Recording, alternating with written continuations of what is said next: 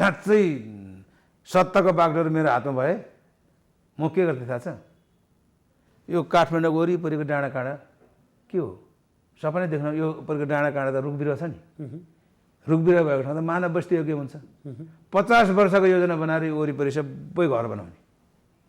यो सहर बजारमा जुन छ नि, यो घरको मान्छेलाई माथि फ्ल्याट दिनु, उसको हैसियत अनुसार फ्ल्याट दिने, यहाँको सबै डिस्पोज गर्ने, डिस्पोज गरेर खेतीयोग्य जमिनै बनाउने र नदी नालाहरू सफाइ गरेर नौका बिहार गर्ने ठाउँ बनाउने।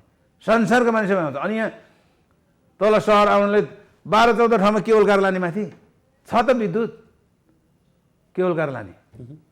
अनि वेस्टेजहरू उता बगेर जाने बनाउने, उतापट्टि फिल्ट्रेसन प्लान्ट राख्ने, मल बनाउने ठाउँ राख्ने। अब त्यो चाहिँ धत्तुरो भनेर थाहा पाइसकेपछि त्यही धत्तुरोलाई सधैँ किन प्रयोग गर्नु?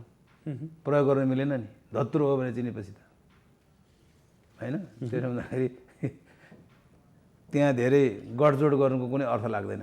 भयो होला तपाईँको क्षेत्रमा, तर दूरदराजका गाउँहरू अझै पनि त नेपालमा छन्, त्यहाँका जनताको ठुलो आशा छैन कि? सानो आशा, अब यस्तो छ, झिनो आशा छ। तपाईँहरूकै मिडिया मार्फत हेर्नु, ट्विनमा बच्चाहरू झुन्डेर स्कुल जाँदै गरेको, ट्विन गइसक्यो, हजारौँ पुल प्लेसा बनिसके, अब सडकहरू 9,000 किलोमिटर कि कति भने 900 किलोमिटरभन्दा बढी बनिसक्यो, त्यत्रो मिडियामा आइरहेछ।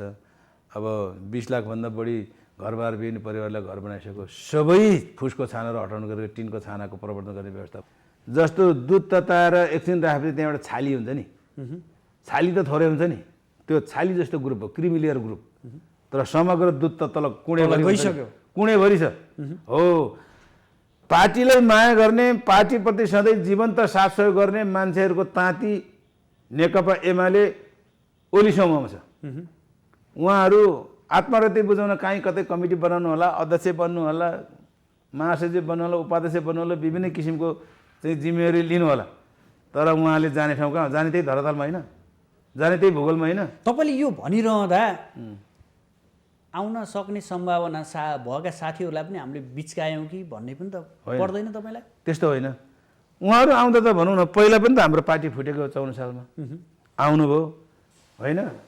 अब मिसिने बेला अलिकति रङ फरकै देखेला, जस्तो खरेर नदी मिसिएको ठाउँमा खरेबाट आएको यसो लेदो अलिक तलसम्म देखिन्छ, अलिक तलतिर गएपछि त त्यो तुलुलो आउने तँलाई पनि हट्छ नि।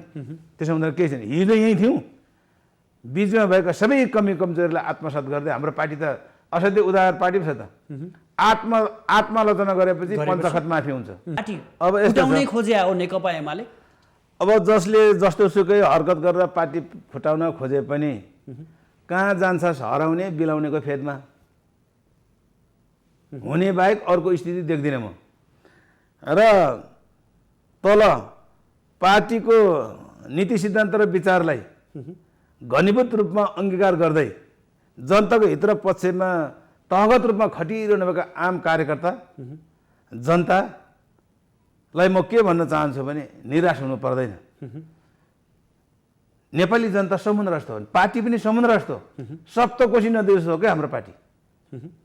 कसैले त्यहाँ 2-4 घैला पानी उगाएर न त्यसको सतह घट्छ न बेग रोकिन्छ, गतिमा चलिरहन्छ। तर हामी जहाँ छौँ सूर्य चिन्ह र नेकपा एमाले जहाँ छौँ त्यहाँ बस्ने हो। को नेता कता कोसँग सम्बन्ध छैन, उहाँहरू स्वतन्त्र हुनुहुन्छ। तर पनि म के आग्रह अनुरोध गर्छु भने आवेगमा आएर, आक्रोशमा आएर कुण्ठा बोकेर निर्णय नगर्नुहोस्। जड नै यही हो, जडै यही हो। सबैभन्दा ठुलो जड चाहिँ आत्मा केन्द्रित कुरा। पार्टीमा त बौद्धिक बहस हुन्छ, छलफल हुन्छ, छलफल भइसकेपछि जब निर्णय हुन्छ त्यो मैले भनेको निर्णय नहुन सक्छ, तर बहुमतले गरेको निर्णय बोकेर जानुपर्ने विधि हो नि त, पद्धति हो नि त त्यो। त्यसको अवलम्बन नगरेपछि र त्यसको कुन औषधि हुन्छ र? हामी कतैबाट परिचालित छौँ, उही रिमोट चल्छ र हामी चल्छौँ, उसैले बन्द गर्छ र हामी बन्द हुन्छौँ। अब यस्तो छ, केही रिमोटले पनि काम गरेको होला, तर कसैले रिमोट चलाउँदैमा आफ्नो अस्तित्व हैसियत नै गुमाउने दिशामा त यत्रो इतिहास भएको नेतृत्वले लाग्नु नहुने हो, किमार्थ लाग्नु हुँदैन थियो। यदि लागेकै भए पनि सच्चिने प्रशस्त मौका छ, केही बिग्रेको छैन। पार्टीको वैधानिक औपचारिक मिटिङ बैठकहरूमा आउनु पर्यो, चित्त नबुझेको कुरा त्यहीँ आन्तरिक रूपमै बहस छलफल गर्नु पर्यो र टुङ्ग्याउनु पर्यो। आदरणीय दर्शकबिन नमस्कार। आजको राजनीति विशेष कार्यक्रममा यहाँहरूलाई हार्दिक स्वागत छ। म सुदर्शन आचार्य। दर्शकबिन, पछिल्लो राजनीतिक घटनाक्रम र सत्ता समीकरणको विषय यतिखेर चासोको रूपमा रहेको छ। अब दलहरूले कसरी सत्ताको प्रयोग गर्छन् अथवा वर्तमान सरकारमा रहेको नेकपा एमाले, प्रमुख प्रतिपक्षी दल नेपाली काङ्ग्रेस, माओवादी केन्द्र र जसपा कसको नेतृत्वमा सरकार बन्छ, कसरी सरकार बन्छ, कसले आफ्नो पक्षमा बहुमत जुटाउने भन्ने रस्साकस्सी जस्तै छ। नेताहरू आन्तरिक छलफलदेखि लिएर पार्टीगत रूपमा छलफलका कामहरूलाई तीव्रता दिइरहेका छन्। स्वयं नेकपा भित्र देखिएको आन्तरिक खिचतानीका कारण यो अवस्था सृजित भयो, जसका कारण नेकपा रहेन, नेकपा एमाले र माओवादी केन्द्र बन्यो, जुन 2075 साल जेठ अगाडि थियो। यो राजनीतिक खिचतानी, राजनीतिक अन्योलताले जनताले के पाए? जनताले जुन उद्देश्यका साथ पार्टीहरूलाई, त्यसभित्रका जनप्रतिनिधिहरूलाई मत दिएर पठाएका थिए, त्यो मतको कदर किन हुन सकेन? विगत र वर्तमानमा किन जनताप्रति राज्य सत्ता र राज्य सत्तामा रहेका पात्रहरूले खेलवाड गरिरहन्छन्? आज यो विषय आम चासोको विषयमा रहेको छ। आज हामी यिनै विषयवस्तुको पेरिफेरीमा रहेर छलफल गर्ने प्रयास गर्नेछौँ। साथसाथै नेकपा एमाले भित्र देखिएको किचलो फेरि फरक ढङ्गले अगाडि बढ्न थालेको छ। प्रधानमन्त्री समेत रहनुभएका केपी शर्मा ओली र माधव कुमार नेपाल पक्ष आफ्नै भेलाहरू गर्नमा व्यस्त रहेको देखिन्छ। समानान्तर कमिटी समेत गठन भइसकेको अवस्था छ। यो पार्टीभित्रको खिचतानी कहिलेसम्म र अबका समीकरण के कस्ता रहन्छन्, यो विषयमा चर्चा गर्नेछौँ। यसका लागि आज हाम्रो स्टुडियोमा नेकपा एमालेका नेता कृपासुर शेर्पा हुनुहुन्छ। शेर्पाजी, स्वागत छ यहाँलाई माउन्टेन टेलिभिजन। धन्यवाद। यो अस्थिरताको राजनीति कहिलेसम्म यस्तै हो? नेपाललाई यस्तै बनाउने हो तपाईँहरूले?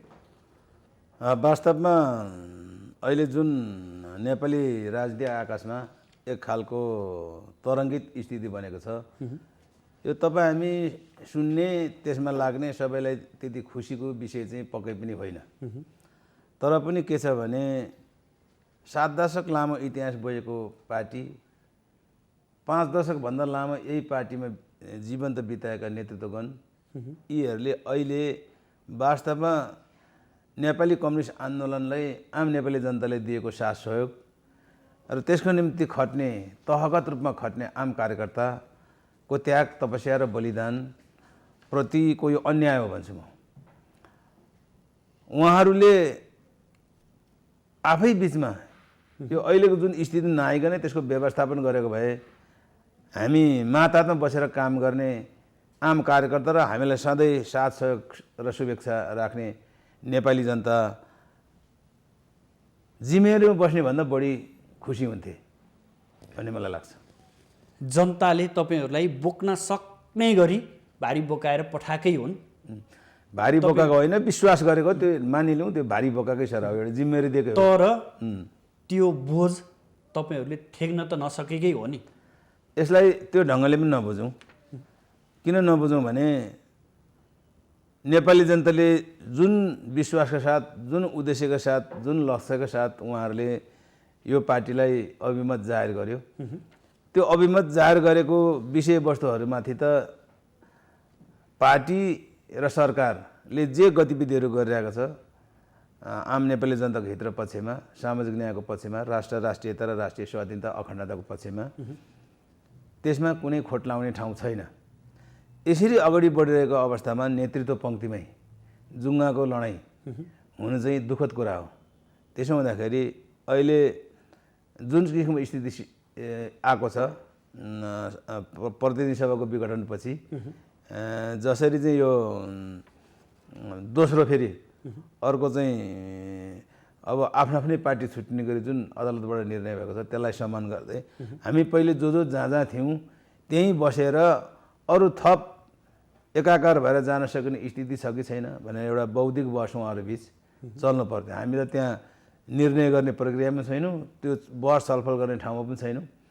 तर घचघचाउने ठाउँमा त तपाईँहरू हुनुहुन्छ नि। घचघचाउनु त आम नागरिक, मिडियाकर्मी, हाम्रो मुलुकलाई माया गर्ने, हाम्रो पार्टीलाई माया गर्ने स्वदेशी तथा विदेशी मित्रहरू यी सबैले घचघचाइरहेका छन्। त्यसमा त कुनै कमी कमजोरी भएको जस्तो मलाई लाग्दैन। तर हामीबिच जुन किसिमको एउटा कुण्ठा सहितको एउटा द्वन्द्व चलिरहेको छ त्यो चाहिँ जनप्रिय र लोकप्रिय मान्न सकिँदैन। ठ्याक्कै भनिदिनुहोस् न, कमजोरी कहाँनिर छ? नेताको जुन बौद्धिकता, नेतृत्व गर्ने क्षमतामा कमजोरी हो, अथवा हामी कतैबाट परिचालित छौँ, उही रिमोट चल्छ र हामी चल्छौँ, उसैले बन्द गर्छ र हामी बन्द हुन्छौँ? अब यस्तो छ, केही रिमोटले पनि काम गरेको होला, तर कसैले रिमोट चलाउँदैमा आफ्नो अस्तित्व हैसियत नै गुमाउने दिशामा त यत्रो इतिहास भएको नेतृत्वले लाग्नु नहुने हो। किमार्थ लाग्नु हुँदैन थियो। यदि लागेकै भए पनि सच्चिने प्रशस्त मौका छ, केही बिग्रेको छैन। पार्टीको वैधानिक औपचारिक मिटिङ बैठकहरूमा आउनु पर्यो, चित्त नबुझेको कुरा ती आन्तरिक रूपमै बहस छलफल गर्नु पर्यो र टुङ्ग्याउनु पर्यो। र यो छारष्ट गाली गरेर यो के भन्छ, यो पहिला हिप्पी जस्तो भएको, हिप्पीको जमाना थियो नि, जे पनि खाने, जहाँ पनि सुत्ने, जे पनि बोल्ने भएर जसो पनि गर्ने, त्यो खालको स्थितिबाट यो 22-23 सालतिर जस्तो लाग्छ मलाई हिप्पी भन्ने एउटा आउँथ्यो। त्यो पाराले चाहिँ हाम्रो नेतृत्व लाग्नु भएन। अब आफैले निर्वाचित गरेको अध्यक्षले बोलाएको बैठकमा नआउने होइन, आफैले बनेको सरकारको प्रमुखले बोलाएको ठाउँमा नजाने र आफ्नै सरकारले गरेको राम्रो कामहरूको जनतामा सुसूचित नगर्ने नेता के नेता? त्यो त नेताको नाममा कलङ्क हो भन्छु क्या म। हामी जे गर्दैछौँ, जुन ठाउँमा छौँ, त्यसको सही सूचना तल सम्प्रेषण गरेर जनताले हामीले ठिक समयमा ठिक ढङ्गको निर्णय गरेछौँ भन्ने खालको अनुभूति त दिलाउनु पऱ्यो नि। भएका छन्, राम्रो काम भएका छन्, पूर्वाधार विकास लगायतका धेरै राम्रो कामहरू भएको छन्। अब त्यो अहिले सबै भनेर यहाँ साध्य छैन, तर राम्रो काम भएको छ, त्यसको प्रचार प्रसार गर्नुपर्छ पर्दैन? दुईटा दलहरू मिलिसकेपछि एकीकरणको प्रक्रियालाई तलसम्म सबै ठाउँ टुङ्ग्याउनु पर्छ कि पर्दैन? जिम्मेवारी पाइसकेपछि त्यसले वहन गर्नुपर्छ कि पर्दैन? खाली पद र सबै आफ्नो मान्छेहरू कहाँ व्यवस्थापन गर्ने? आन्दोलनमा, द्वन्द्वमा लागेका, दुःख पीडा झेलेका, सङ्कटमा पनि साथ सहयोग गरेर हिँडेका आम कार्यकर्ताको हैसियत कहाँ छ? कुन अवस्थामा छन्? त्यसको नेकेविधि खोइ। तर त्यसलाई व्यवस्थापन गर्ने पाटोबाट त्यसलाई जिम्मेवारी, अझ थप जिम्मेवारी बनाउने गतिविधिहरू खोइ। यसरी आफ्नै पार्टीभित्र एकले अर्कालाई लाङलात्ती खेलेर बसेर त समस्याको समाधान हुँदैन। त्यसो हुनाले जड नै यही हो, जडै यही हो। सबैभन्दा ठुलो जड चाहिँ आत्मा केन्द्रित कुरा। पार्टीमा त बौद्धिक बहस हुन्छ, छलफल हुन्छ, छलफल भइसकेपछि जब निर्णय हुन्छ त्यो मैले भनेको निर्णय नहुन सक्छ, तर बहुमतले गरेको निर्णय बोकेर जानुपर्ने विधि हो नि त, पद्धति हो नि त त्यो। त्यसको अवलम्बन नगरेपछि र त्यसको कुन औषधि हुन्छ र? यहाँनिर कृपासुर शेर्पालाई तपाईँका नजिकका मान्छे, तपाईँका कार्यकर्ता, तपाईँका निर्वाचन क्षेत्रका मान्छेहरूले स्पष्ट बोल्ने मान्छे हो, आफ्नो मनको कुरा फ्याट्ट भन्छ भनेर तपाईँलाई चिन्छन्। अब भनिदिनुहोस्, नेकपा एमाले भित्र फेरि दुईटा ध्रुव देखियो, सत्य कुरा देखियो। अब के हुन्छ भनिदिनुहोस् न। पार्टी अब फुटाउनै खोजे हो नेकपा एमाले। अब जसले जस्तो सुकै हरकत गरेर पार्टी फुटाउन खोजे पनि कहाँ जान्छ? हराउने बिलाउनेको फेदमा। हुने बाहेक अर्को स्थिति देख्दिनँ म।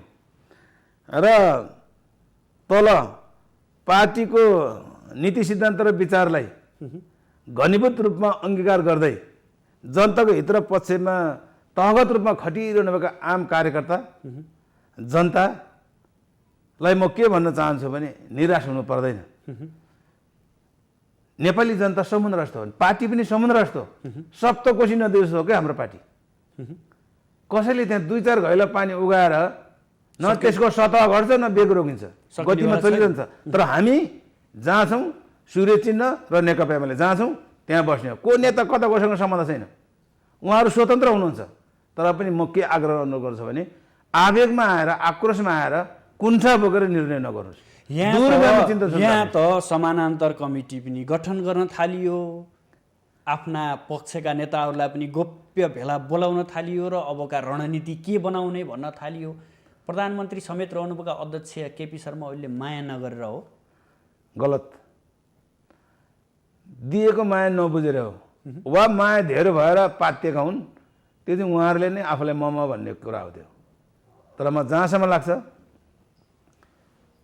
भूमिगत कालमा पञ्चायत कालमा भोकै तिर्खै हिँडेको अवस्थामा एउटै भटमास पनि 2 फ्याक पारेर खाएर यत्रो जेल नेल भोगेर आएको नेताहरू एउटा सामान्य कुरामा चाहिँ आफूलाई मात्र अग्रभागमा राखेर हेर्ने हो। देश र जनतालाई अग्रभागमा राखेर हेर्नु पर्यो। समस्या सल्भ, समस्या समाधान हुन्छ। त्यस्तो नेता देख्नुहुन्छ नेपालमा? जन्मिन्छ, म त भन्छु जन्मिन्छ, जन्मेकै छ। यही अहिलेको पुस्ताले केपी ओलीकै नेतृत्वले यसलाई समाधान गर्न सक्छ। त्यही देखेर हामी त्यहाँ छौँ। हामी कुनै पदमा छैनौँ, तर नीति सिद्धान्त विचारको पक्षधर भएर इमान्दारीपूर्वक लागिरहेका छौँ। त्यो सत्यको बाटो हो, त्यहाँ हिँडिरहेछौँ हो। सत्मार्ग हो, सत्मार्गमा आफ्नो पदार्पण गरेका छौँ। चाहे त्यहाँ पद पाऊँ या नपाऊँ, आस्था निष्ठा र विश्वासको कुरा हो। निरन्तर लागिरहन्छ, अन्तिम दम तक लागिरहन्छ। यो कतैको पद प्रतिष्ठाको लोभ लालच हामी लाग्दैन। किनभने सही विचार, सही नीति, सही योजना र कार्यक्रम केपीले सरकारको नेतृत्वमै छ। केपीले अहिले नेतृत्व गरेको पार्टीभित्रै मात्रै छ। अरूको त गतिविधिबाट थाहा भयो नि त। त्यही भएर हो सरकारी सेवा छोडेर पार्टीमा लागेर यस्तो रहेछ, सेवा गर्न लागे। यस्तो रहेछ सरकारी सेवामा पनि अब जहाँ बसेर जहाँ सिक्ने मौका पाएँ त्यसलाई दुत्कार्ने कुरा भएन। तर के छ भने त्यहाँ पनि त्यही त हो, ऐनलाई नियमले निषेध गर्ने, नियमलाई निर्देशिकाले निषेध गर्ने, निर्देशिकालाई सर्कुलरले काट्ने, सर्कुलरलाई टेलिफोनले काट्ने प्रवृत्ति हुँदा साँच्चै न्याय पाउनुपर्ने हुन्छ। मान्छेहरूले नपाएपछि अब सेवाको विषय यसभित्र बसेर गर्न सकिँदैन। म डिसिजन लेभलमा पनि थिइनँ, पोलिसी मेकिङ बडीमा पनि थिइनँ, सिम्पली क्लेरिकल जब गर्ने मान्छे हौँ। तर जनप्रशासन, राजनीतिशास्त्र, कानुनशास्त्र सब अध्ययन गरेको विद्यार्थीको नाताले अब मेरो जाने बाटो यता यहीँ बसिरहेर म त्यो प्रशासनिक क्षेत्रको उपल्लो तहमा पुग्ने मेरो उमेरै छैन। वर्षै पछि हुकुम प्रमाणित भयो भने पनि त्यो ठाउँमा पुगिँदैन। भनेपछि अब जाने बाटो यता भनेर लाग्यो। लाग्दै जाँदाखेरि यही पार्टीले मलाई यहाँसम्म पुऱ्यायो। मलाई एकदम शेर्पा समुदायको सबभन्दा ठुलो पद पाउने मान्छेभित्र पर्छु। यहाँभन्दा माथि के मन्त्री पनि हुन पाइयो। त्यही त, फुल मन्त्री, डेमोक्रेटिक सिस्टममा जननिर्वाचित प्रतिनिधिको हैसियतले मन्त्री पाइयो। एकै सेकेन्ड, एकै मिनट किन नहोस्, सगरमाथाको थाप्लोमा चढिसक्यो त सगरमाथा त समिट भयो त। अब यो पेन्सन पाउने पद पनि हो नि यो, होइन? कार्यकर्ताहरू नेतृत्व सम्हाल्ने क्षमता योग्यता बोकेर अगाडि बढिरहेछ। त्यस्तो बेलामा अवस्थाअनुसार आफू नयाँ शक्तिलाई ऊर्जा सहित आउने युवा पिँढीलाई हामीले हस्तान्तरण पनि गर्नुपर्ने अवस्था आउँछ। यसको मतलब मेरो पनि उमेर गयो भन्ने चाहिँ होइन। किनभने कोही मान्छेहरू सङ्ख्याले उमेर गयो होला, जो मान्छेहरू जोस जाँगर र धेरै भएको छैन। 7 र 1 17 मात्रै भएको छ। अब त्यसलाई कसरी बुझ्नुहुन्छ तपाईँले बुझ्ने कुरा हो। अब कस्तो हुन्छ भने कोही मान्छेहरू 90 वर्षकै बुढा किन नहोस् उमेरले, तर जहिले पनि अगाडिको कुरा गर्छ, भविष्यको कुरा देख्छ, मिसन भिजन सहित हिँड्छ, त्यो युवै हो। त्यही भएर 70 वर्ष उमेर हटाएको यही कारण यो पनि हो एउटा। त्यो त अब जसले हटाउनु भयो उहाँहरूलाई धन्यवाद भन्छु म। धन्यवाद दिनुहुन्छ। किनभने परिपक्व उमेर, सबै किसिमले खारिएका, परिमार्जित, परिष्कृत र योग्यता क्षमतावान भएको मान्छेले आउनु पर्दैन। नयाँ पुस्ताले आउनुपर्छ। एकैचोटि वात्ता त हुँदैन त, क्रमशः आउँछ नि त। त्यसो हुँदाखेरि नयाँ पुस्ताले पनि आत्तिनु हुँदैन। तर अघिल्लो पुस्ताले पनि नयाँ पुस्तालाई जिम्मेवारी दिँदै जिम्मेवारी बनाउँदै लाने प्रक्रियामा कहिले पनि कन्जुसाइ गर्नुहुन्न। मेरो चाहिँ भनाइ त्यति हो। अब हामी अझै पनि पार्टीकै कुरा गरिगयौँ, आन्तरिक कुराकानी गरौँ। अब केन्द्रीय कमिटी बैठक प्रधानमन्त्रीले डाक्नु भएको छ। सार्वजनिक मिडिया कार्यक्रम मार्फत, सार्वजनिक मिडिया मार्फत बेसरी सुन्नुहोस् है भन्दै दोहोऱ्याइ त्यो शब्द भन्नुभएको छ। केन्द्रीय कमिटी बैठक छ, आइदिनु होला बालुवाटारमा भन्नुभएको छ। त्यो भन्दै गर्दा अर्को पक्ष जो माधव कुमार नेपाल पक्ष छ, त्यो पक्षले समानान्तर कमिटी गठन गरिरहेछ, कार्यकर्ता भेला पनि राखेको छ। उहाँहरूको अब मैले भने अब यो निकास त दिनुपर्ने होला। उहाँहरूको लेयर भनेको क्रिमी लेयर ग्रुप हो के, क्रिमी लेयर ग्रुप भन्छ नि, जस्तो दुध तताएर एकछिन राखेपछि त्यहाँबाट छाली हुन्छ नि, छाली त थोरै हुन्छ नि, त्यो छाली जस्तो ग्रुप हो क्रिमी लेयर ग्रुप। तर समग्र दुध त तल कुँडेभरि गइसक्यो, कुँडेभरि छ हो। पार्टीलाई माया गर्ने, पार्टीप्रति सधैँ जीवन्त साथ सहयोग गर्ने मान्छेहरूको ताती नेकपा एमाले ओली समूहमा छ। उहाँहरू आत्मरति बुझाउन काहीँ कतै कमिटी बनाउनु होला, अध्यक्ष बन्नु होला, महासचिव बन्नु होला, उपाध्यक्ष बन्नु होला, विभिन्न किसिमको चाहिँ जिम्मेवारी लिनु होला। तर उहाँले जाने ठाउँ कहाँ? जाने त्यही धरातलमा होइन, जाने त्यही भूगोलमा होइन। तपाईँले यो भनिरहँदा आउन सक्ने सम्भावना भएका साथीहरूलाई पनि हामीले बिचकायौँ कि भन्ने पनि त पर्दैन तपाईँलाई? त्यस्तो होइन, उहाँहरू आउँदा त भनौँ न, पहिला पनि त हाम्रो पार्टी फुटेको 54 सालमा आउनुभयो होइन। अब मिसिने बेला अलिकति रङ फरकै देखेला, जस्तो खरेर नदी मिसिएको ठाउँमा खरेबाट आएको यसो लेदो अलिक तलसम्म देखिन्छ, अलिक तलतिर गएपछि त त्यो तुलुलो आउने तँलाई पनि हट्छ नि। त्यसो हुँदा केही छैन। हिजो यहीँ थियौँ, बिचमा भएका सबै कमी कमजोरीलाई आत्मसात गर्दै हाम्रो पार्टी त असाध्यै उदार पार्टी पो छ त। आत्मालोचना गरेपछि पञ्चखत माफी हुन्छ। पञ्चखत कानुनले निषेध गरेको विभिन्न केस बाहेक पार्टीमा भएका गतिविधिहरू गरिरहँदा आफूबाट भएको कमी कमजोरीहरू आत्मालोचना गरेपछि सिद्धिन्छ। त्यो ढङ्गले आउँदाखेरि हामी नेता मानेको छौँ नि, उहाँहरू हाम्रो आदरणीय नेता हो नि। उहाँहरूले के भन्नुभएको छ भने 9औं महाधिवेशनको विधान पूर्णत लागू गर्नुपर्ने, वाम ध्रुवीकरण एकीकरण हुनुपर्ने, बालुवाटारबाट पार्टी सञ्चालन गर्ने रोगबाट मुक्त हुनुपर्ने, फागुन 28 गतेको निर्णय अवैधानिक। अब यस्ता किसिमका प्रश्नहरू उहाँले राख्नु भएको छ। उहाँहरू जतिको पार्टीमा एउटा उचाइ प्राप्त गरेको मान्छे, अनुभव हासिल गरेको मान्छेले झिना मसिना कुरोमा अल्झिने होइन के, खोचे थाप्ने प्रवृत्तिले अल्झिने होइन के। उहाँहरू त ठ्याक्क आउने त्यही कुरो त्यहाँ भनेर त्यही समाधान गरेर जाने हो नि त। अनि चौबाटामा बसेर, गल्लीमा बसेर, कतै होटल कतै ब्याङ्केटतिर बसेर त्यस्तो निर्णय गर्ने हो त त्यो जिम्मेवारी पाएको मान्छेले? हामीलाई भए त साधारण सदस्यबाट समेत अस्ति नै हटाइसक्थ्यो उहाँहरूले। तर उहाँहरूको लागि अहिलेसम्म हटेकै छैन। अभिभावक भएको व्यक्तिले ठिक छ म बालुवाटारमा तिमीहरू आउँदैनौ भने पार्टी कार्यालयमा त गरौँ न त भनेर उहाँ पनि त पार्टी कार्यालयसम्म जानुपर्ने एउटा अभिभावक त उहाँको पनि भूमिका छ नि त। पार्टी कार्यालयमा 441 जना अट्ने क्षमता हुनु पऱ्यो नि, हल बैठक हुनु पऱ्यो नि, 441 जना अट्ने ठाउँ हुनु पऱ्यो नि त। सबै साबिएको सबै अटाउँदाखेरि नअट्ने भएको भएर बालुवाटारमा त्यो त उहाँहरू चस्मती त उहाँरै हुनुहुन्छ नि, आँखैले देखेको छ उहाँहरू। थाई कमिटीको बैठकसम्म हुन्छ त्यहाँ। अनि किन उहाँहरूले केन्द्रीय कमिटीको बैठक पनि उपलब्ध केन्द्रीय कमिटीको सदस्यहरू भनेर बस्यो भने चाहिँ हुन्छ। तर पूर्ण फुल बैठक भन्यो भने त ठाउँ छैन नि।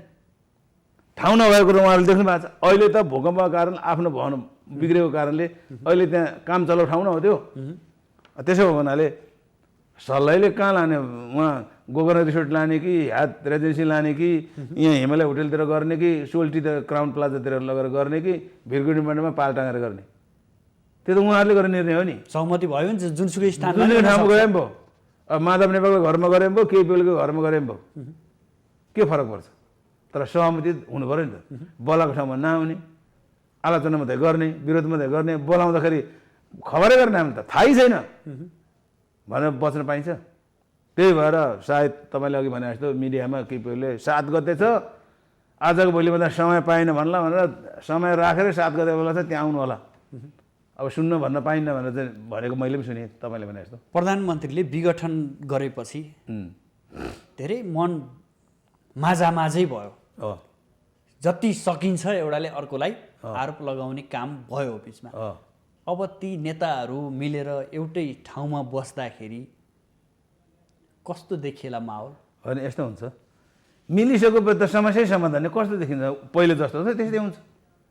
तर राजनीतिमा जे कुरा पनि क्षम्म हुन्छ नि त। उसो भए यस्तो हुन्छ, मान्छे हाम्रो जीवन सुन्दर छ, तर सुन्दर हुँदा हुँदै पनि हामीले उपभोग गर्ने दिन, घन्टा, मिनेट सधैँ हाम्रो अनुकूल नआउन सक्छ। हामीले सोचे जस्तो गरी नहुन सक्छ। त्यसो हुँदाखेरि यी सबै कुराबाट चाहिँ मुक्त हुन होइन, धैर्यता, संयमता, लचकता, सहनशीलता, नम्रता भन्ने पनि त शब्दकोशमा शब्द छ नि। दुनियाँलाई प्रसिद्ध गरेर मार्क्सवाद, विश्व कम्युनिस्ट आन्दोलनको इतिहास र दृष्टिकोण पढाउने नेताहरू, नेपाल कम्युनिस्ट पार्टीको चाहिँ आन्दोलनको इतिहास र दृष्टिकोण पढाउने कुराहरू र जब पुऱ्याउने कुराहरू, जनताको जनवाद भनेको जनताको बौद्धले जनवाद पढाउने नेताहरू होइन, त्यति कुरा पनि बुझ्दैन नि त। त्यति कुरा त बुझ्नुहुन्छ, तर बुझ पचाउनुसँग त कसको के लाग्छ?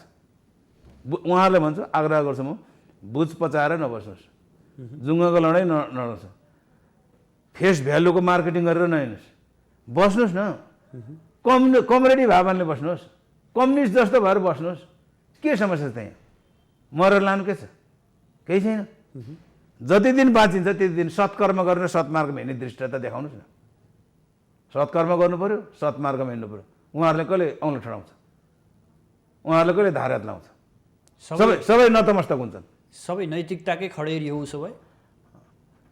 अब वास्तवमा भन्ने हो भने त्यो नैतिकताको खडेरी पनि हो। किनभने एउटा हाइट, एउटा उचाइ प्राप्त गरेको मान्छेले होइन होइन त्यो भर्खर भेटेको अल्लारे हुन्छ नि, दाउँदै नदाएको गोरु दुधे जस्तो जुझ्नु भएन के। तालिम प्राप्त गोरु जस्तो लुई मेलामा जानु पर्यो। यत्रो 71 वर्ष लागिसक्यो यो कम्युनिस्ट आन्दोलन भएको नेपालमा स्थापना भएको। उहाँहरू नै लाजेकै कम्तीमै छोटै उमेरमा लागि 20 वर्षको उमेरदेखि लाग्यो भने 50 वर्षको इतिहास त उहाँहरूको भइसक्यो राजनीतिक इतिहास। यत्रो 50 वर्षको इतिहास चाहिँ बोक्दा पनि अझै आफूलाई अनुशासित र मर्यादित नबनाउने, अझै एउटै मेलोमा हिँड्न नसक्ने, एउटै मेलामा हिँड्नु नसक्ने। अनि यो त यो सबै हुनुको पछाडि आम नेपाली जनताको दुर्भाग्य, आम कार्यकर्ताको दुर्भाग्य हो। त्यसो हुँदाखेरि आम नेपाली जनता र आम कार्यकर्ता एक ढिक्क भएर उभिएर यिनीहरूले खेलेको सिङ्गौरीमा यिनीहरूको आफ्नै सिङ फुक्लिन्छ।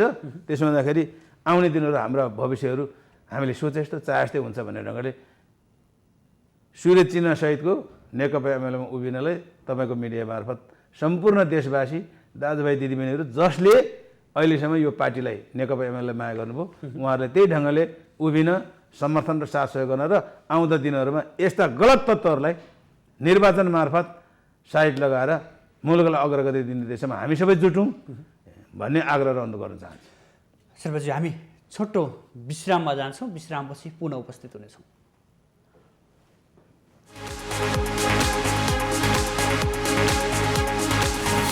विश्रामपछि पुनः स्वागत छ। हामी समसामयिक राजनीतिक घटनाक्रम, अबको सत्ता समीकरण र नेकपा एमाले भित्र देखिएका विभिन्न तिक्तताका विषयमा लिएर छलफल गरिरहेका छौँ र यो छलफलमा आज हाम्रो स्टुडियोमा अतिथिको रूपमा एमाले नेता कृपासुर शेर्पा हुनुहुन्छ। शेर्पाजी, अब हामीले नेकपा एमाले भित्र एउटा पात्र, छुटाउनै नहुने पात्रको रूपमा देखिनु भएको छ वामदेव गौतम। अझै पनि पार्टी एक गर्नुपर्छ भनेर अब देशैभरि विभिन्न कार्यक्रम गर्ने भनेर हिँड्नु भएको छ। उहाँको भूमिका यहाँले कस्तो देख्नुहुन्छ? उहाँ हाम्रो शीर्ष नेता हो। शीर्ष नेताको बारेमा अहिलेसम्म मैले उहाँको बारेमा मूल्याङ्कन गर्नुपर्ने, टिप्पणी गर्नुपर्ने केही छैन। तर उहाँ जतिको मान्छेले यहीँ बसेर त्यो पहल गर्न सक्नुहुन्छ, छुट्टै दस्ता बनाउनु चाहिँ हुन्थेन कि भन्ने मेरो चाहिँ आफ्नो सोच मात्रै हो। तर उहाँहरूले त्यसको पनि कारण होइन खोलेरै लाग्नु भएको होला। तर म आग्रह गर्छु उहाँको मिसन पुरा होस्, अनुरोध गर्छु। सम्भावना देख्नुहुन्छ यहाँले फेरि कम्युनिस्ट एक हुने? असम्भव भन्ने त केही छैन। तर त्यही भने नि मैले सबैले ममा भनेर सोच्नु पऱ्यो, अनि भविष्य सोच्नु पऱ्यो, पुस्ताको भविष्य सोच्नु पऱ्यो, मुलुकको भविष्य सोच्नु पऱ्यो होइन। यी कुरा चाहिँ अग्रभागमा राखेपछि त सम्भावनाको ढोका त्यसै खुलिगयो नि। असम्भव भन्ने त छँदै छैन। तर के छ भने आत्मा केन्द्रित कुरा गर्नु भएन। जनवादी शैलीबाट चल्नु पऱ्यो कम्युनिस्ट पार्टी त। जनता के चाहन्छन्, मुलुकलाई कहाँ लानु छ र कमिटीगत निर्णयहरू कसरी भएका छन्, नेतृत्व पङ्क्तिले के सोचेका छ, त्यसको घनीभूत बहस छलफल गरेर वास्तवमा एउटा सुदूर भविष्यसम्म कम्युनिस्ट पार्टीले जीवन्त राख्ने मार्गचित्र कसरी कोर्ने भन्ने पाटोबाट जानु पर्यो। र त्यो ढङ्गले गइसकेपछि त समस्या छैन। सम्भावनाका खेलहरू अझै बाँकी छन्। प्रशस्त कुनै खेल टुङ्गिएको छैन। तर के छ भने अब तपाईँले एउटा खेल देख्नुभयो होला, यो पिकनिकतिर कता कता स्कुलको वार्षिक कार्यक्रम त गर्ने गर्छ, पर एउटा हाँडी घोप्टाएर राख्छ, आँखामा पट्टी बाँधेर यसो घुमाइदिएर लट्ठी दिएर हाँडी फोड्न पठाउँछ कि। अनि त्यो मान्छे कोही कता जान्छन्, कोही कता जान्छन्, एकजना मान्छेले मात्रै हाँडी फोड्छ नि। हो, यो हाँडी फोड्ने खेल जस्तो नहोस्। हाम्रो लक्ष्य सुखी नेपाली समृद्ध नेपाल बनाउने, सामाजिक न्याय स्थापित गर्ने, पूर्वाधारका समग्र विकास गरेर नेपाली हुनुको गौरवको अनुभूति आम जनतालाई दिलाउने लक्ष्य छ हाम्रो। तर अनि उही हाँडी फोड्ने यस्तो ढुङ्गा लक्ष्य चाहिँ त्यहाँ छ। अब लट्ठी बोकेर दायाँ बायाँ कुदेपछि त अनि त्यसले त नतिजा हासिल गर्छ त? गर्दैन नि। यो कुरा त उहाँले बुझेको छ नि त, उहाँले बुझ्नु भएको छ, परिपक्व रूपमै बुझ्नु भएको छ, सबै कुरा छ, दृष्टान्त सबै थाहा छ। तर किन बरालिरहनु भएको छ त? त्यही हो त, आत्मा केन्द्रित म मेरो भन्ने मात्रै भावना भयो त केही चल्दैन। हामी हाम्रो भन्ने भावना राख्यो भने त, हामी र हाम्रो भन्ने भावना त समस्या छैन नि।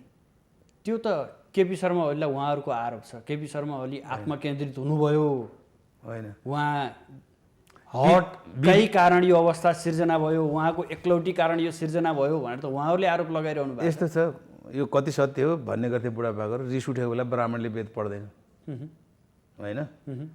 अब मान्छे हो, रात दिन कचकच गरेपछि के गर्नु त? यसो गर्दा पनि हुँदैन, त्यसो गर्दा पनि हुँदैन, के गर्नु त? बच्चा त आफूले बच्चा पाएन, बच्चाले चाहिँ त्यो दिनमा हुँदैन, त्यो दिनमा आफ्नो बच्चाले कोही झापट हान्नु पनि छ, बेला बेला झापट पनि हान्छ नि, हान्नुपर्छ, बाध्य भएर हो। यो त अझ ढिलो भयो भन्छु म त। हान्दाखेरि झ्याप झ्याप जाने हो, जति रहन्छ रहन्छ। तर यसको मतलब यो होइन कि हाम्रो आदरणीय नेताहरू सबै बाहिरी हुन्, त्यो त होइन नि। तर के छ भने आफै गल्ती गरेर त गल्ती महसुस गर्न सक्नु पऱ्यो नि। आफूले भनेको मात्रै ठिक, अरूले भनेको सबै बेठिक, दुनियाँ सबै भाँडमा जाए, यो आम समर्थक शुभेच्छुक, आम कार्यकर्ता, आम सङ्गठन सबै भाँडमा जाए। अनि केही झुन्ड बोकेर चाहिँ आत्महत्या बुझाउनेतिर जाने कि समग्रतामा बसेर चाहिँ मुलुकलाई अग्रगति दिने बाटोमा लाग्ने, त्यो कुरामा चाहिँ तपाईँहरूले के दिनुभयो जनतालाई? जनताले त होइन, यस्तो छ, अब जनतालाई ग्लोबल टेन्डरको ठेक्का चाहेको छैन, ठुल्ठुलो उद्योग व्यवसाय जनतालाई चाहेकै छैन। जनतालाई बिरामीबन्द अस्पतालमा जाँदाखेरि सिटामोल सजिलै पाओस् होइन, उपचार सही समयमा पाओस्, बालबच्चा पढाउने शिक्षाको सुलभता होस् होइन, पूर्वाधार सडकहरू निर्माण भएर सडक सञ्जालले सबै गाउँ बस्ती छुन्। अब यत्रो जलस्रोत धनी देशमा सबैको घरमा उज्यालो पुगोस्, बत्ती पुगोस्। त्यहाँभन्दा पर्दैन जनतालाई के चाहेको छ? सडक पुग्यो भने उनीहरू के गर्छ? आफ्नो गाउँ बस्ने भएको गाई बस्तुलाई दिइरहेको इस्कुस फर्सीहरू गाडी चढेर ठुलो सहर जान्छन् र त्यसले उत्पादनले उसले मूल्य पाउँछ। मूल्य पाएपछि जनता यो भनिन्छ तर जनतालाई दिनुपर्ने त दिन सकिएन नि भन्ने कतै कतै आत्मग्लानी हुँदैन तपाईँहरूलाई? त्यस्तो केही छैन। अब हामी त एकदम भिर पाखामा हुर्किएको जन्मेको मान्छे, 7 दिन लाएर धरान फुस्रीबाट नुन बोकेर हिँडेको मान्छे, अर्काको होइन, आफूलाई चाहिने वर्षभरि चाहिने नुन र मर्तेल बोकेर हिँडेको मान्छे, 17 किलो सामान बोकेर यही ढाडमा ढाकेर राखेर थाप्लामा नाम लिएर हिँडेको मान्छे। अहिले त छैन त, 3.5 घन्टामा त हामी धरानबाट सरेर गाडीमा पुग्छौँ, अनि पसलमा धरानकै भाउमा गाउँ बस्तीमै तपाईँले गर्नुभयो होला तपाईँको क्षेत्रमा, तर दूरदराजका गाउँहरू अझै पनि त नेपालमा छन्, त्यहाँका जनताको ठुलो आशा छैन कि? सानो आशा, अब यस्तो छ, झिनो आशा छ। तपाईँहरूकै मिडिया मार्फत हेर्नु, ट्विनमा बच्चाहरू झुन्डेर स्कुल जाँदै गरेको, ट्विन गइसक्यो, हजारौँ पुल प्लेसा बनिसके, अब सडकहरू 9,000 किलोमिटर कि कति भने 900 किलोमिटरभन्दा बढी बनिसक्यो, त्यत्रो मिडियामा आइरहेछ। अब 20 लाखभन्दा बढी घरबारविहीन परिवारलाई घर बनाइसक्यो, सबै फुसको छानाहरू हटाउनु गरेको टिनको छानाको प्रवर्तन गर्ने व्यवस्था भइसक्यो।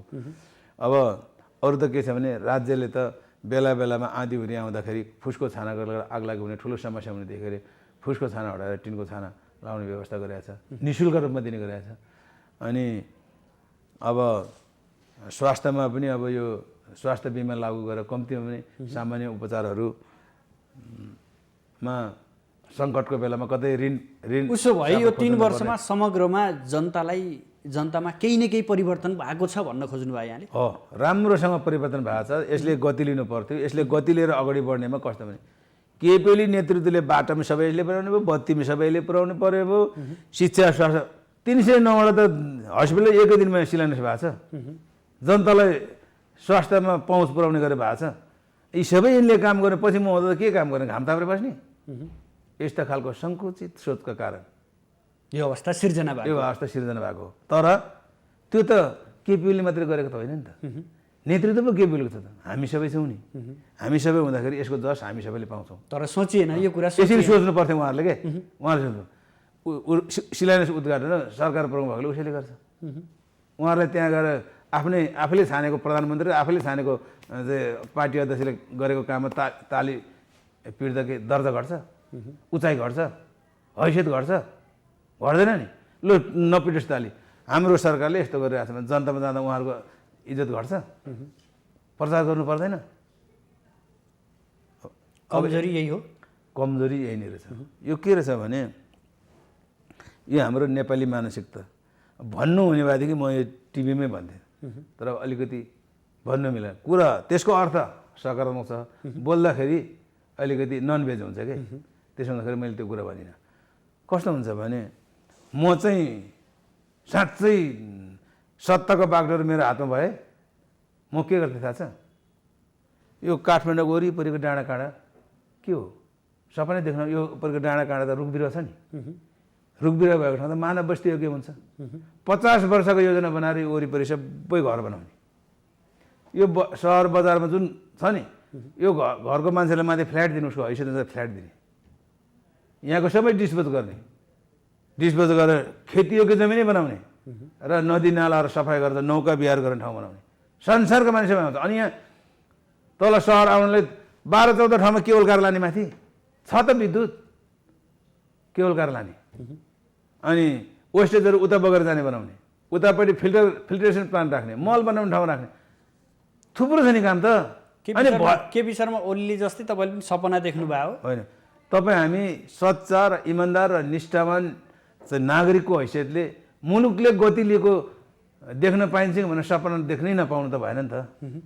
त्यस्तो सपना मात्रै बाँडियो भन्ने त आरोप छ नि। यस्तो छ नि, मिसन भिजन भनेको चाहिँ जुन दिनसम्म एक्सन हुँदैन त्यो सपनै हो। मिसन हुन्छ, लक्ष्य हुन्छ, दृष्टिकोण हुन्छ, तर त्यो दृष्टिकोणलाई प्र्याक्टिकलमा उतारेर अनि एक्सनमा गएपछि नै देखिन्छ। त्यसो हुनाले मैले चाहिँ हामीले सोचे जस्तो चाहे जस्तो धरातल हुँदैन।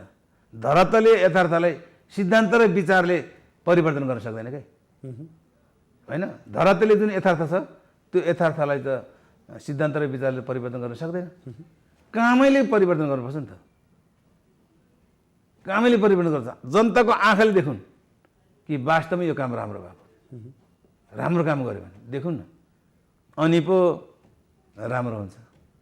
अनि साँच्चै भन्यो भने चाहिँ यो त कुकुर बिरालोको लडाइँ भन्थ्यो। कुकुर बिरालो पनि, बिरालोको बच्चालाई नै कुकुरले दुध खुवाएर पालेको टिभीतिर देखेँ कहीँ कहीँ। त्यो कहिल्यै नमिल्ने जात हो त्यो। तर त्यस्तो पनि छ। त्यो मानवीय संवेदना, मातृत्व भन्ने कुरा त्यस्तो हुन्छ, होइन?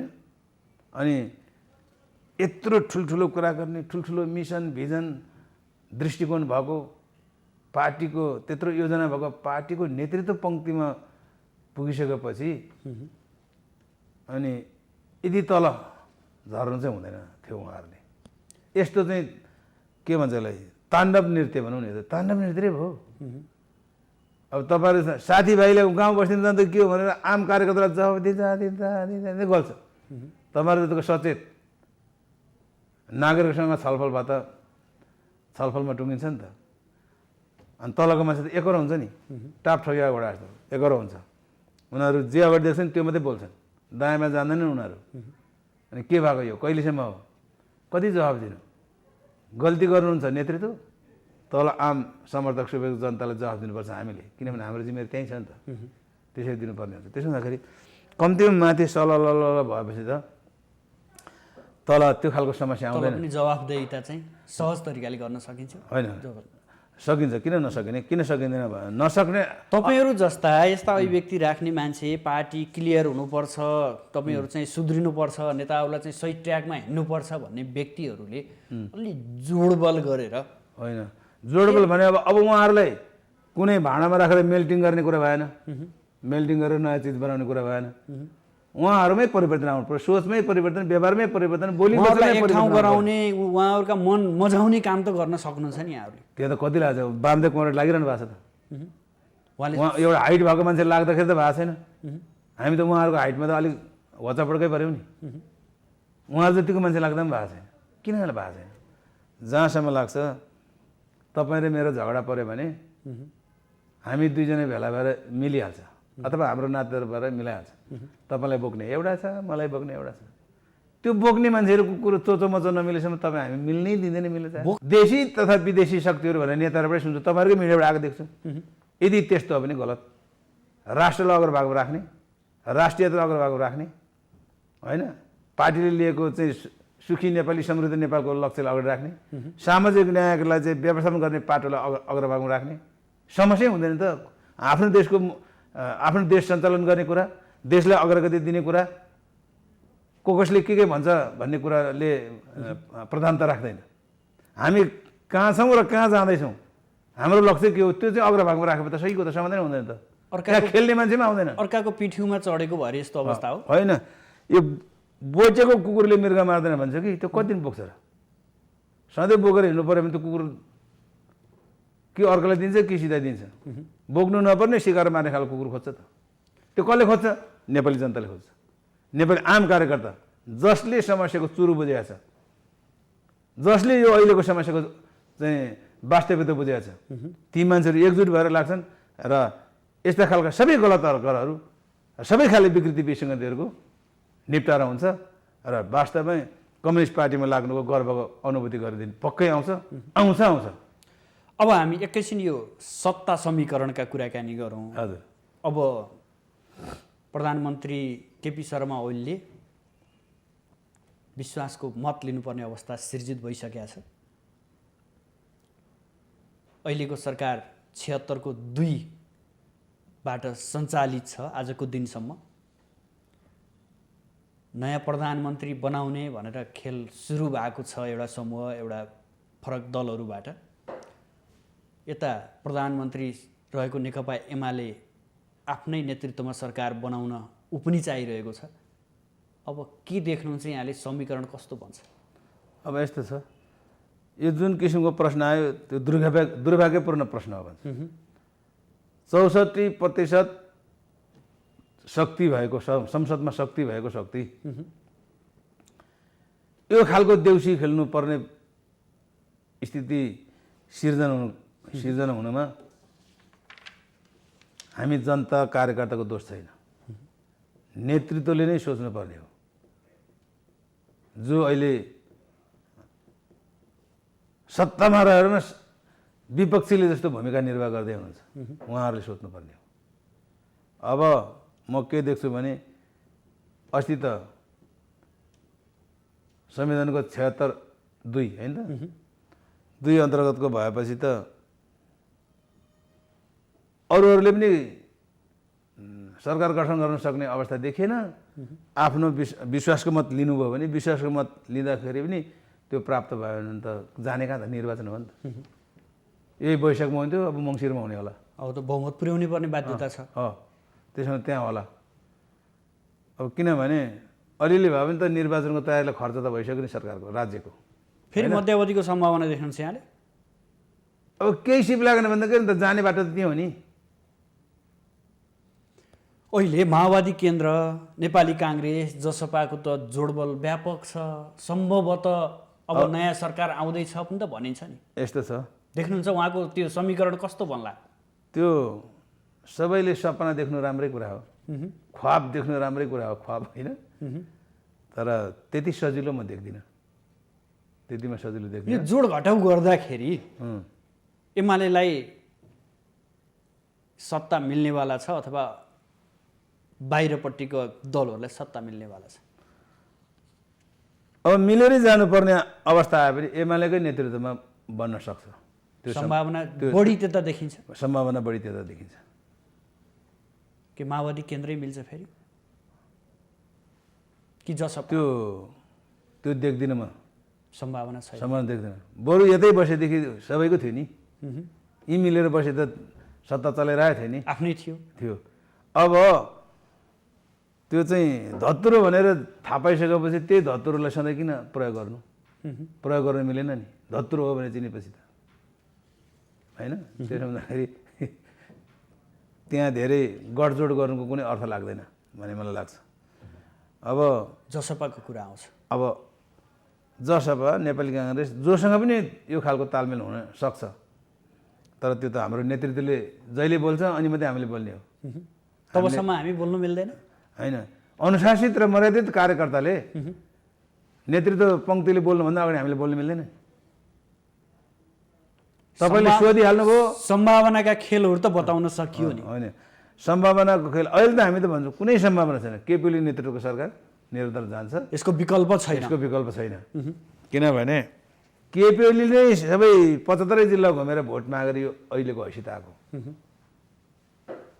र हामी भन्छौँ अहिले 77 जिल्ला भएको छ 77 जिल्ला केपीओली जानुपर्छ चुनाव घोषणा पर्छ हामी चुनाव जितेर देखाउँछौँ 2/3 मत ल्याउँछौँ त्यति हैसियत राख्दछौँ आउँछ किनभने नि छट्टोमा मैले भने नि अघि नै 2-4 घैला पानी कसैले उगाएर त्यो सप्तकोशीको बेग पनि रोकिँदैन सतह पनि घट्दैन धरातल त हाम्रो त्यही छ नि कसैको विचार कसैको आक्रोश कसैको चाहिँ लहरमा हाम्रो धरातल हलिँदैन नि तपाईँको चाहिँ उहाँ 54 मा पार्टी नफुटेको भए 56 को इलेक्सनमा 47 सिट बढी आउँथ्यो हाम्रो 114 सिट हुन्थ्यो 205 मा 114 हो भने 170 सरकार चल्थेन अभागीलाई खाने बेला रिस उठ्छ भनेपछि त्यो बेला पनि पार्टी फुट्यो हाम्रो दुर्भाग्य फेरि कस्तो रहेछ भने कम्युनिस्ट फुट्यो भने चाहिँ सिसा फुटे जस्तो हुँदो रहेछ न टाल्नु हुन्छ होइन न जोड्न मिल्छ अब काङ्ग्रेसहरूको त रबर्ट चुडिया जस्तो फुट्यो भने पनि मोहिनीपतिमा यसो सेकेर यसो जोडिदिएपछि अघि कहाँ चुडिया त थाहै हुँदैन अब गतिलो नहोला तर पनि त्यस्तो हुन्छ त्यसो हुनाले हामीले के सोच्नु पर्यो भने राष्ट्रलाई अग्रभागमा राख्नु पर्यो नेपालको डाइभर्सिटी भित्रको unity people to people solidarity र सोसियल एन्ड कल्चरल हार्मोनीलाई बचाएर